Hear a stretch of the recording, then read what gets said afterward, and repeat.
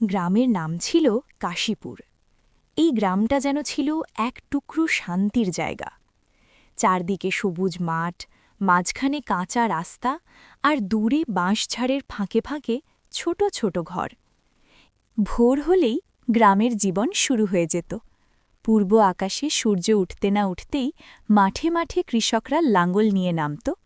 শিশির ভেজা ঘাসে হাঁটতে হাঁটতে করিম চাচা বললেন, আজকের দিনটা ভালো যাবে মনে হয়। তিনি ছিলেন গ্রামের সেরা কৃষক। কাঠুরেরা চলে যেত জঙ্গলে কাঠ কাটার জন্য। জঙ্গলটা ছিল খুব গভীর আর ভয়ঙ্কর, কিন্তু কি আর করার, কাঠ তো কাটতেই হবে। গাড়োয়ানরা বেরিয়ে পড়ত তাদের গরুর গাড়ি নিয়ে। সেই ভোর থেকে সন্ধ্যা পর্যন্ত তারা গ্রামের মানুষের যাতায়াতে সাহায্য করত। সকাল গড়াতেই গ্রামের সবচেয়ে জমজমাট জায়গা হয়ে উঠত হাটবাজার। সেখানে কি না পাওয়া যেত, তাজা সবজি, রূপালি মাছ, গরুর দুধ, মাটির হাঁড়ি, মিষ্টি, সব কিছু। তবে চায়ের দোকানটা ছিল একটু অন্যরকম।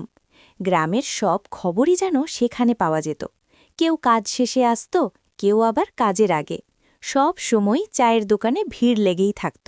গ্রাম থেকে শহরের কিছু লোকজন আসে, তাই শুনে গ্রামের সবাই তাদের দেখার জন্য ছুটাছুটি শুরু করে দেয়।